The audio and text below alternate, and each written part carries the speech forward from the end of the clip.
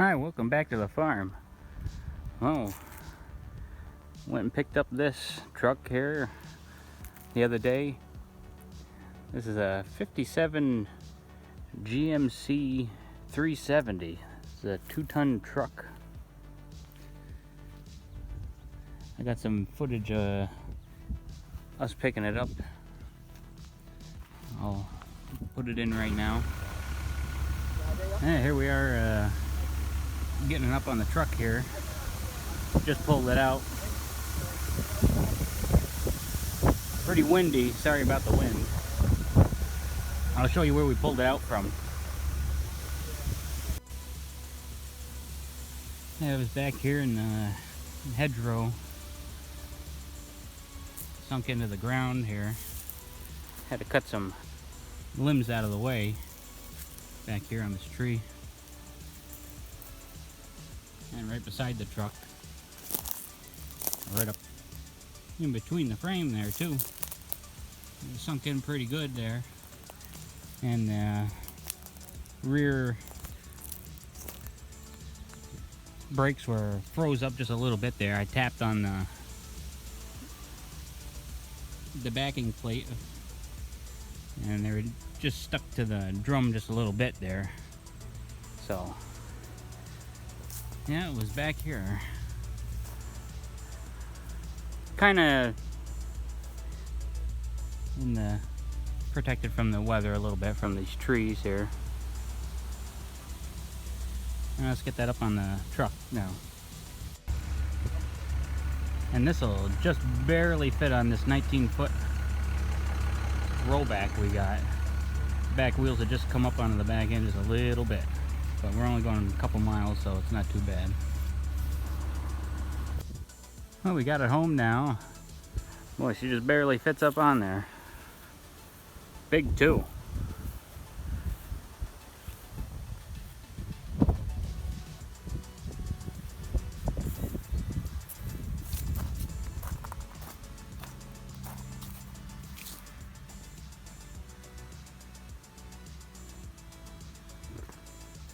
A lot bigger than a rollback.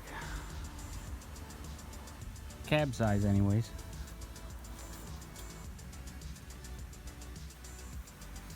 And it's not in too bad a shape.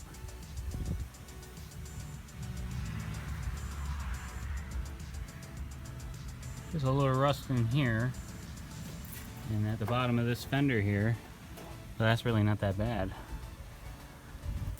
That's just surface rust. The cab corners are real good on it. No rust on those. Yeah, this used to be a pumper truck,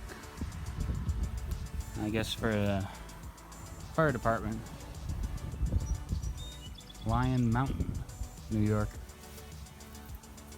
And there's a V8. Got the Pontiac 347 V8 in it. This is a 2-ton truck. So we'll get it off and maybe give it a wash job. Well, we got it unloaded off the truck now. And we're gonna give her a little rinse off here. Some nice hot water. Get it all cleaned up. And we can start looking at the motor and stuff in it. Well, this is the next day.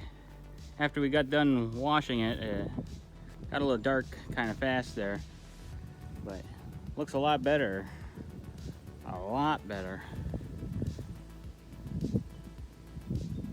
Letters came out on the side of the door pretty good there.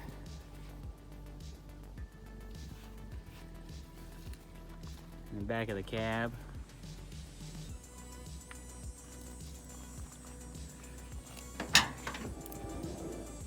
Started going through it in here a little bit. A lot of stuff left in here, but the mileage is only 6,625 6/10 miles. And by looking at the clutch pedal and the brake pedal, and I can believe that. They probably never used it too much. And even the floor is in real nice shape under the mat there. So I'd say the mileage is correct on it. And the seat's not even too bad. Just one little rip there, but it's not all chewed up or anything. So maybe just a seat cover would work real good. So now the next thing is to start looking at the engine. See if we can get it to run.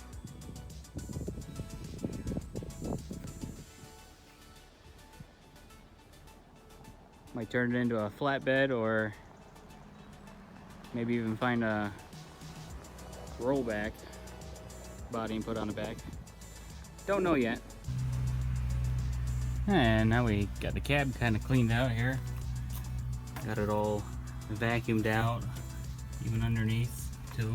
Let me show you up inside here. Now, like I said, this only has about 6,000 miles on it. It's in really nice shape in here. Even seats in nice shape. I do have that cover here that goes in here.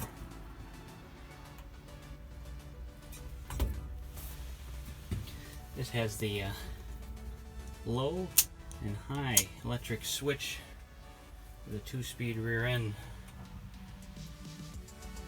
You can see there. And this is a 4-speed truck, and even the steering wheel's not cracked up a whole lot, just a little bit here. Really nice shape. Now let's take a look at that engine, that Pontiac 347 engine. Yeah, here's that 347. It's only got a 2-barrel on it. Doesn't look like it's all been messed with a whole lot there. Just a couple of wires. Looks like they've been spliced in. Battery tray looks pretty good on it.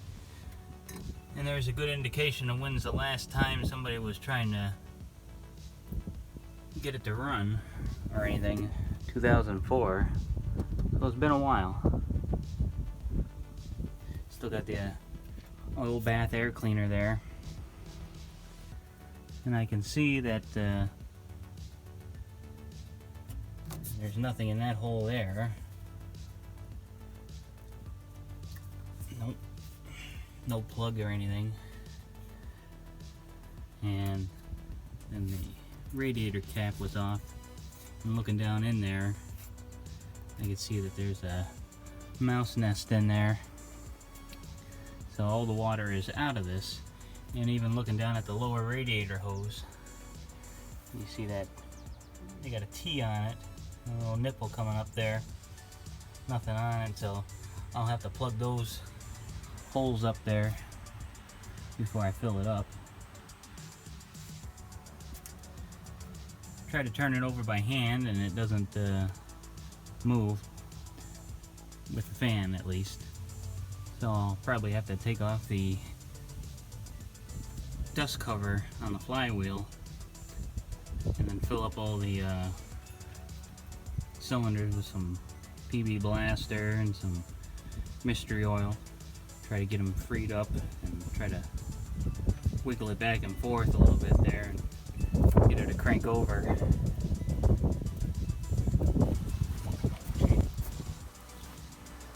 And you see they disconnected the drive shaft because of the pump here that they had mounted.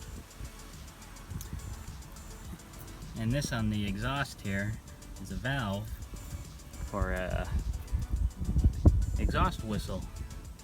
Comes out there and runs off the exhaust. It's kind of neat.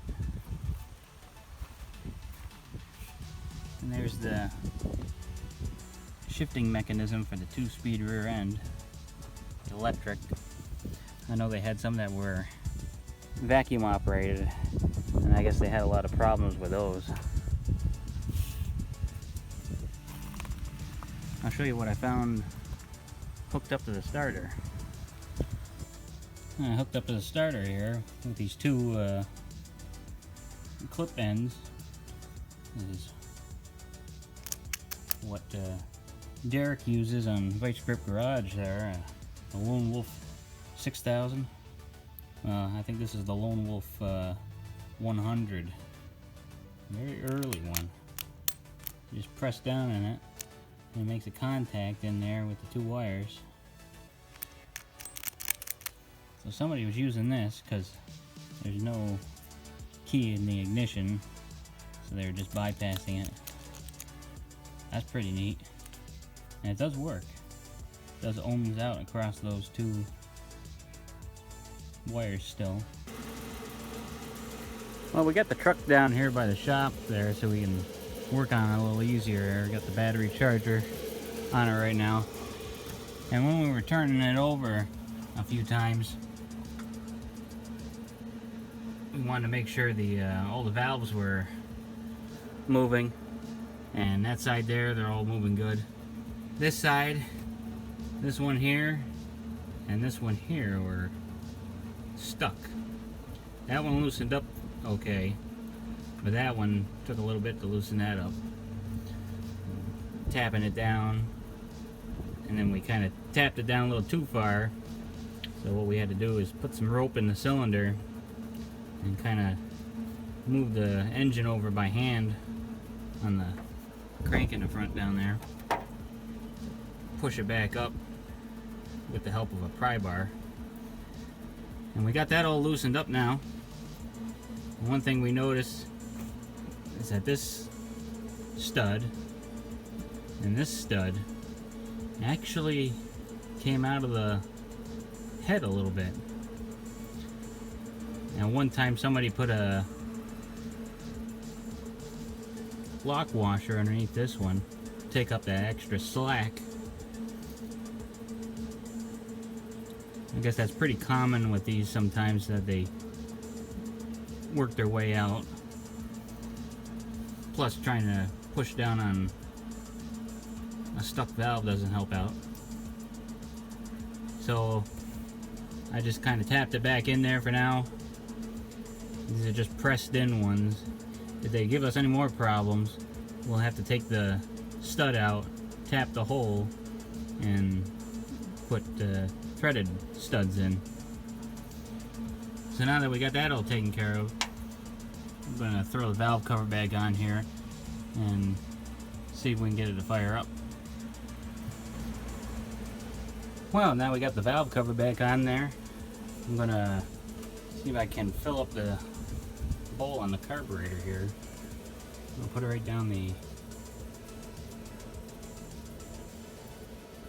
vent and fill up the bowl of the carburetor, and then put a little bit down in there. Okay.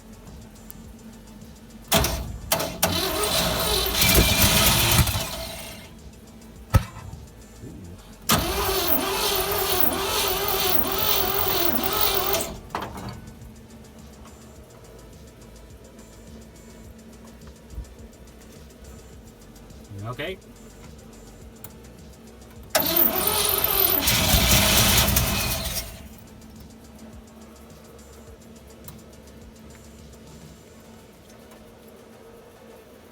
Okay.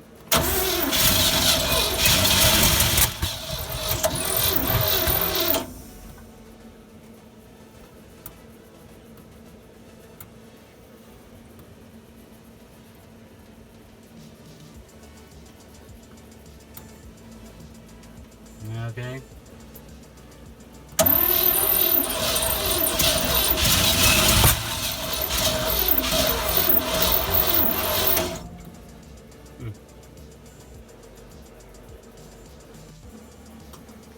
Okay, try it again.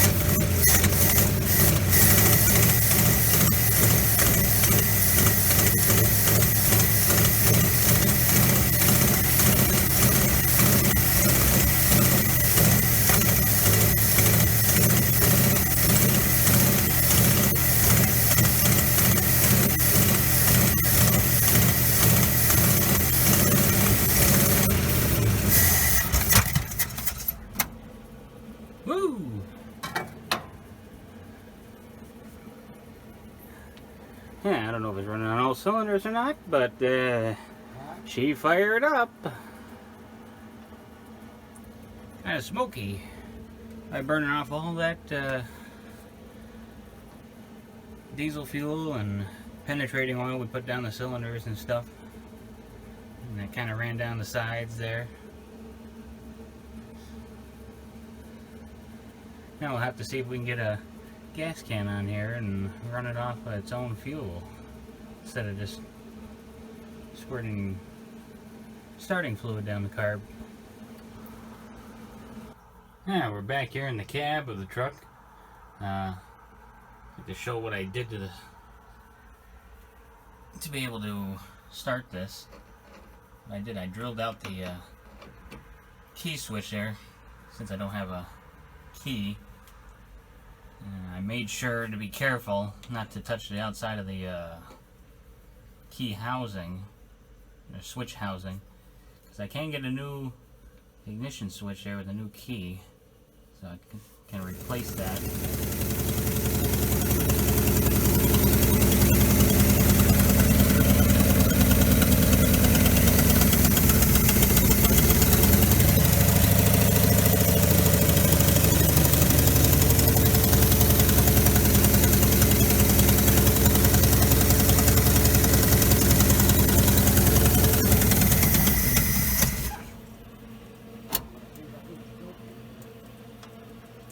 Well, we got it running on its own now. I got a gas bottle hooked up to the fuel pump down there, and it seems to be pumping it in the carburetor. I'm trying to get it heated up here to see if we can get those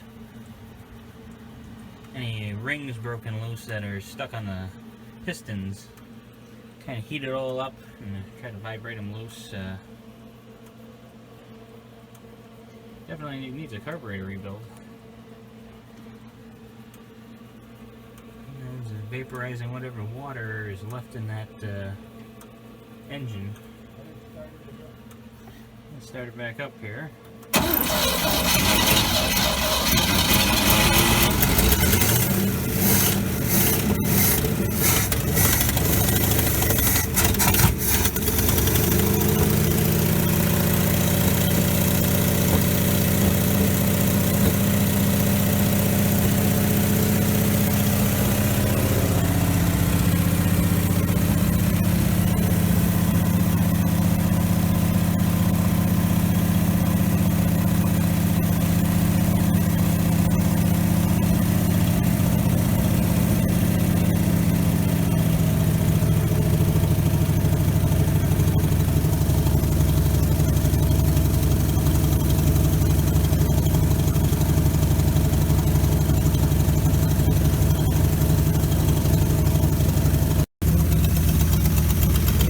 Even idling now. That's good. Working itself back running again now. I think we'll shut it down here. Starting to steam pretty good there.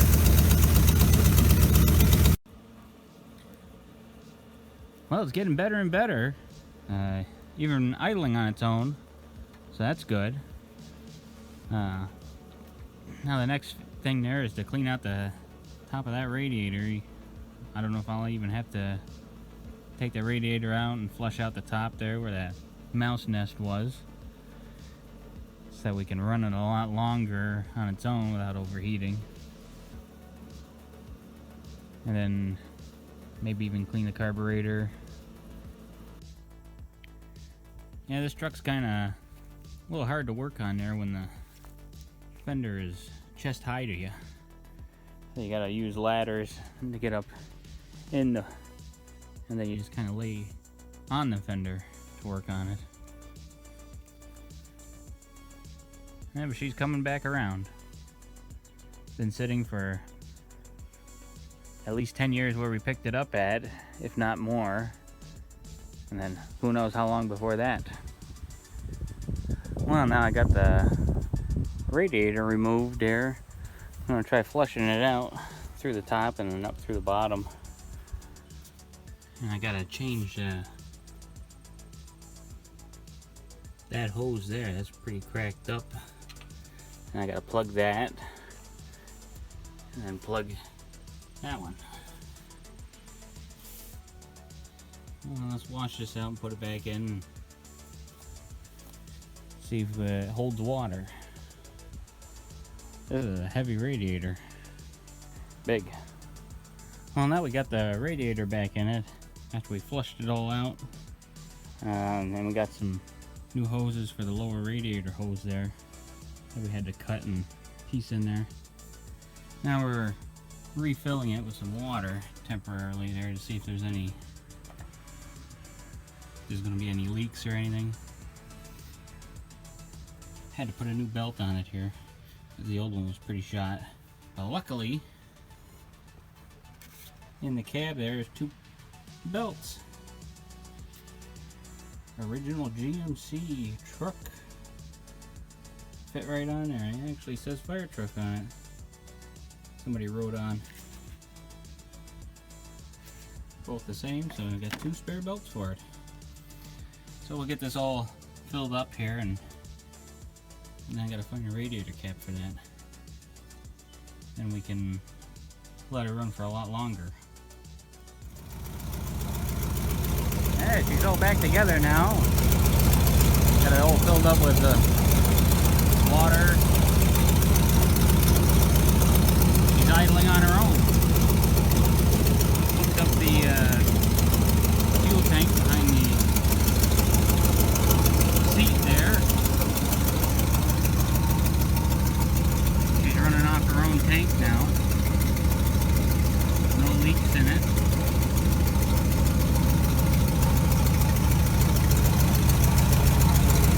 Doesn't sound too bad, besides that exhaust leak there.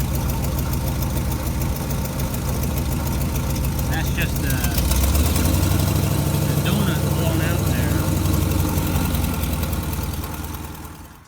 Yeah, I had to fix this fuel line here.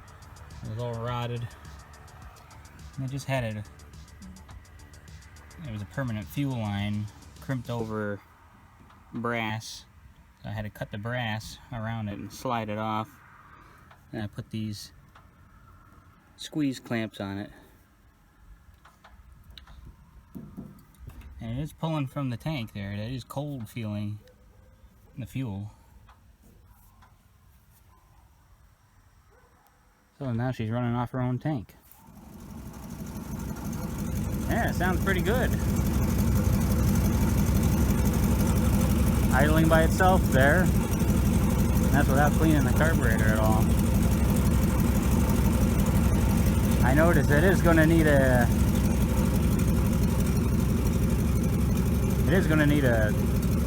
accelerator pump.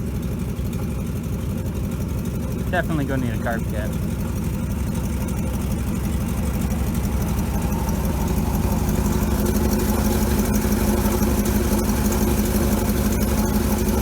Kind of see it leaking out of the top right there.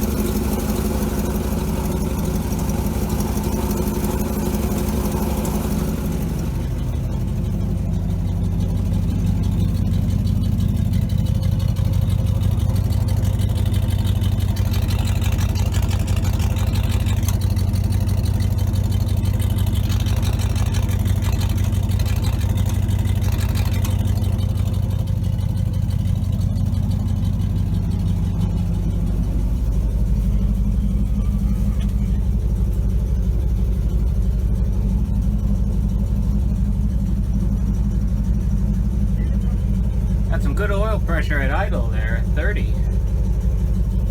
Generator lights off. Got the little light over here. That's your ignition light. And the gas gauge did move a little. Put about 3 gallons of gas in. Yeah, we'll let it sit here and idle for a while and warm up.